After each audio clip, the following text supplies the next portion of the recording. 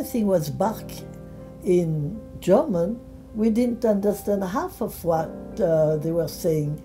But the truncheon made us understand what they wanted us to do. We were ordered to go in a line by 5 and go to the ramp and march towards that big building with a big chimney, which we thought was a factory. It was a gas chamber.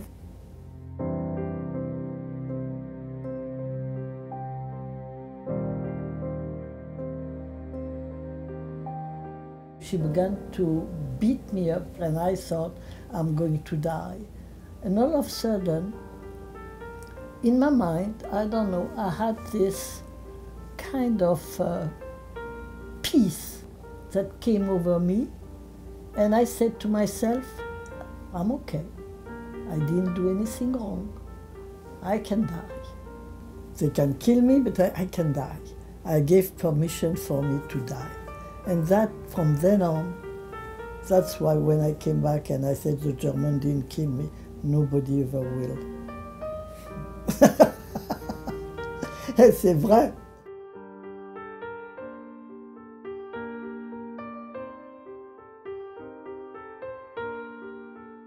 He was sitting on that table with one foot dangling, you know, like nonchalantly. And he was looking at us passing by.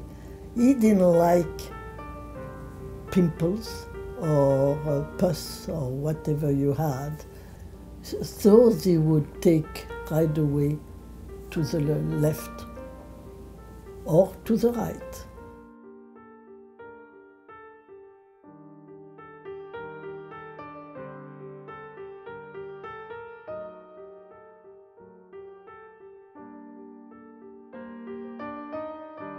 And you know what? Many years later, I was always hesitating when somebody says left or right. I didn't know what to say.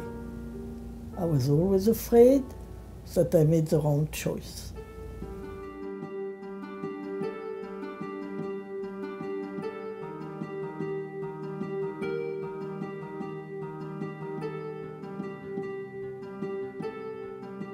And we went through the mountains to avoid the Russians. And the Germans were as anxious to leave as us, I guess. And they would shoot all the ones who would fall down or stop.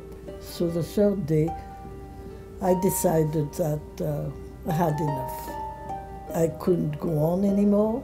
I would die anyway. If it would be a little bit earlier or a little bit later, it didn't matter. But I really couldn't do it anymore. And I decided that I would like to be dead, to be in peace forever, not to make any decision. I remember that.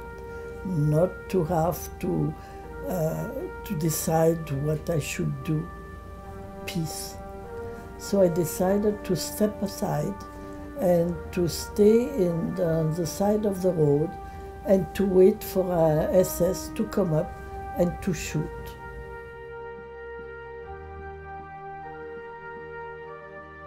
And he said, you stand up. And I said, no, I can't. So he looked at me and he said, you're too young to die. I am old and I'm going to die, but you are going to live and you are going to get up. So we looked at each other and I saw kind of a plea in his eyes, like for once he would have done something good in his life. He begged me, in fact, to help him. Isn't that strange? That is what I saw in his eyes. So we looked at each other, and I got up, and I went back to the line, and I walked for another day.